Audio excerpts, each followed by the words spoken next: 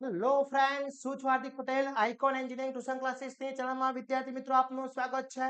Diploma semester 1 mechanical બ્રાન્ચની અંદર જે સબ્જેક્ટ આવે છે એલિમેન્ટ્સ ઓફ મિકેનિકલ એન્જિનિયરિંગ યાની EME, એના સુપર 30 ક્વેશ્ચન્સ આપણે જોવાના છે આજના લેક્ચર્સમાં. જ્યાં સુપર 30 ક્વેશ્ચન્સ તમે તૈયાર કરી લો છો તો તમે સમજી લો કે GTU માં 110% પાસ થઈ જવાના છો અને સારામાં સારા માર્ક્સ મેળવી શકો છો. તો ચેનલ ઉપર નવા હોય તો ચેનલને સબસ્ક્રાઇબ કરી દેશો, બેલ આઇકોન ઓન કરી દો જેથી નવા વિડીયો આવે તરત જ નોટિફિકેશન આવી જશે. વિદ્યાર્થી મિત્રો, હવે આપણું એક વોટ્સઅપ ગ્રુપ ચાલુ છે ડિપ્લોમા સેમિસ્ટર 1 ઓલ બ્રાન્ચ માટેનું. તો જો હજી સુધી તમે જોઈન નથી થાય તો ફટાફટ જોઈન થઈ જશો, જેની લિંક બાયોમાં મૂકેલી છે. પ્લસ EME યાની કે એલિમેન્ટ્સ ઓફ મિકેનિકલ એન્જિનિયરિંગનો આખો કોર્સ બનાવેલો છે, ફૂલ કોર્સ છે, જેમાં દરેક વિડીયોઝ લેક્ચર્સ બી છે. પ્લસ અહીંયા જે સુપર 30 ક્વેશ્ચન્સ તમને પ્રોવાઈડ કરેલા છે એ સુપર 30 ક્વેશ્ચન્સના વિથ આન્સર ઇંગ્લિશ અને ગુજરાતી બંને મીડિયમમાં પ્રોવાઈડ થશે. પ્લસ લાસ્ટ 2 યરના જે પેપર્સ છે એનું બી સોલ્યુશન એની અંદર ઇન્ક્લુડ છે. તો ફટાફટ કોર્સ પરચેસ કરી લેશો. કોર્સની લિંક બાયોમાં મૂકેલી છે, ત્યાંથી કોર્સ પરચેસ કરીને તૈયારી સ્ટાર્ટ કરી શકો છો. જોઈએ કયા કયા ક્વેશ્ચન્સ રેડી કરવાના છે. તો અહીંયા વન બાય વન ક્વેશ્ચન્સ અહીંયા જોઈશું. તો પહેલા જે અલગ અલગ સિસ્ટમ સમજાવવાની છે કે બળ છે, દબાણ છે, ઉર્જા છે, શક્તિની વ્યાખ્યા, યંત્ર સિસ્ટમનું મહત્વ સમજાવવાનું ક્વેશ્ચન્સ પૂછી શકે છે. પછી બોલ્ટ્સ, નટ્સ, રિવેટ જેવી વિવિધ પ્રકારની ફાસ્ટનરની યાદી જણાવો. મિકેનિકલ એન્જિનિયરિંગમાં તેના ઉપયોગો સમજાવવાના પૂછી શકે છે. પછી ઔદ્યોગિક સિસ્ટમમાં પાઇપ ફિટિંગ્સની એપ્લિકેશન શું છે એના ઉદાહરણ સમજાવવાના પૂછી શકે છે. મોસ્ટ ટાઈમ ક્વેશ્ચન છે. 3, 4 અને 7ની પેટર્ન રહેવાની છે. આમાં કોઈ MCQ નથી પૂછાવાનો. ઓકે. એના પછી ઇન્ડસ્ટ્રીયલ 4.0 મિકેનિકલ એન્જિનિયરિંગ પદ્ધતિ કેવી રીતના આકાર આપી શકતી રહ્યો છે એ સમજાવવાનું છે. પછી વાયુ અને બાષ્પમાં શું તફાવત છે એ ઉદાહરણ સાથે સમજાવવાનું પૂછી શકે છે. મોસ્ટ ટાઈમ ક્વેશ્ચન્સ છે. પછી બોયલના નિયમ પ્રમાણે ચાર્લ્સનો નિયમ પણ જણાવવાનો સમજાવવાનો છે. સંયુક્ત ગેસનો નિયમ કમ્બિનાઇઝ ગેસ લો સમજાવીને તેનું સૂત્ર તારવવાનું પૂછી શકે છે. Very and very most important છે. પછી CP અને CV ની વ્યાખ્યાયિત કરવાનું છે અને આદર્શ ગેસ માટેના સંબંધો CP અને CV વચ્ચેનો રિલેશન સમજાવવાનું છે. એના પછી વરાળની રચનાની પ્રક્રિયા અને તેના સાથે સંકળાયેલા તબક્કાઓ વર્ણવવાના પૂછી શકે છે. સ્ટેજ અલગ અલગ છે. એના પછી સુપરહીટેડ વરાળ એટલે શું, ઉદ્યોગમાં તેના ઉપયોગો ક્યાં થાય છે, યુઝ કરવાનું છે. સુપરહીટેડ સ્ટ્રીમ મોસ્ટ ઇમ્પોર્ટન્ટ છે. પછી સ્ટીમ બોઇલરનું વર્ગીકરણ કરવાનું છે. ફાયર ટ્યુબ અને વોટર ટ્યુબ બોઇલર વચ્ચેનો તફાવત, જે તમારા સ્ટીમ બોઇલર છે એના ક્લાસિફિકેશન, એમાં તમને અહીંયા ક્વેશ્ચન્સ પૂછ્યો છે કે ફાયર ટ્યુબ અને વોટર ટ્યુબ વચ્ચેનો તફાવત તમને પૂછી શકે છે.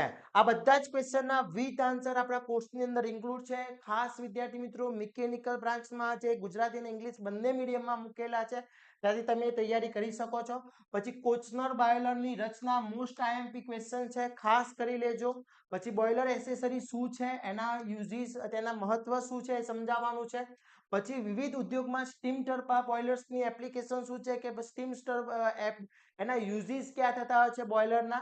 પછી મોસ્ટ ટાઈમ ક્વેશ્ચન આંતરિક દહન, IC અને બાહ્ય દહન, EC એન્જિનનો ઉદાહરણ સાથે અથવા તુલના કરવાનું પૂછી શકે. કાં તો બંનેને સેપરેટલી ક્વેશ્ચન્સ પૂછી શકે. IC એન્જિન સમજાવતા EC એન્જિન સમજાવો. એ જ પ્રમાણે ફોસ્ટ્રોક ડીઝલ એન્જિનની રચના અને કાર્ય પદ્ધતિ મોસ્ટ IMP ક્વેશ્ચન્સ છે. એના પછી પેટ્રોલ અને ડીઝલ સાયકલ વચ્ચેનો તફાવત બી પૂછી શકે, અથવા ડીઝલ સાયકલ અને પેટ્રોલ સાયકલ એન્જિન તમને બંને સેપરેટલી પૂછી શકે છે. ખાસ કરી લેજો વિદ્યાર્થી મિત્રો, મોસ્ટ IMP ક્વેશ્ચન્સ છે.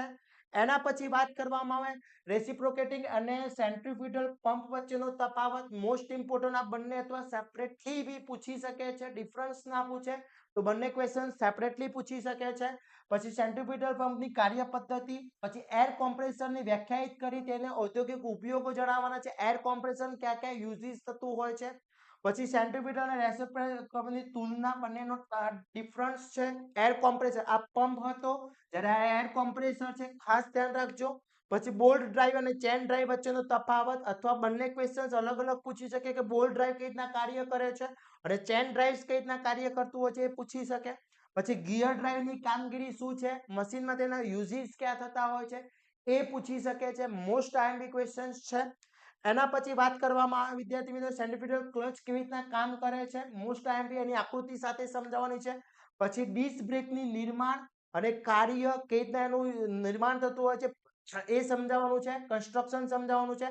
પછી વેપર કોમ્પ્રેસર રેફ્રિજરેશન સિસ્ટમ શું છે તેના ઘટકો સમજાવવાના પૂછી શકે છે.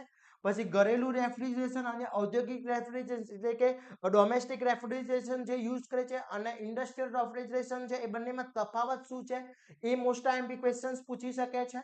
પછી ઉદ્યોગમાં મટીરિયલ હેન્ડલિંગ શા માટે મહત્વનું છે એના એક્ઝામ્પલ સાથે તમારે સમજાવવાનું પૂછી શકે છે. મોસ્ટ ઇમ્પોર્ટન્ટ ક્વેશ્ચન છે વિદ્યાર્થી મિત્રો. પછી કન્વેયર ઉપકરણના પ્રકારો કયા કયા છે તેના યુઝીસ પૂછી શકે છે. પછી બ્લોક બ્રેક્સ અને બ્લેન્ડ બ્રેક્સની તુલના અને તેના પરિચયો. આટલા ક્વેશ્ચન્સ પરફેક્ટલી કરી લો એટલે સમજો ઈએમઈ આખું પાસ થઈ જશો અને બધા જ ક્વેશ્ચનના વિથ આન્સર આપણા કોર્સની અંદર ગુજરાતી અને ઇંગ્લિશ બંને મીડિયમમાં મૂકેલા છે. તો ફટાફટ કોર્સ પરચેસ કરી લેશો, તૈયારી સ્ટાર્ટ કરી લેશો અને સારા માર્ક્સ મેળવી શકો છો. આ વિડીયોને તમારા ફ્રેન્ડ સર્કલમાં શેર કરી દેશો જેથી દરેક વિદ્યાર્થી મિત્રો આની તૈયારી કરી શકે. અને આવા જ નવા વિડીયો સાથે નવા દિવસે મળીશું. ત્યાં સુધી વિદ્યાર્થી મિત્રો મને રજા આપશો. જય હિન્દ, જય ભારત.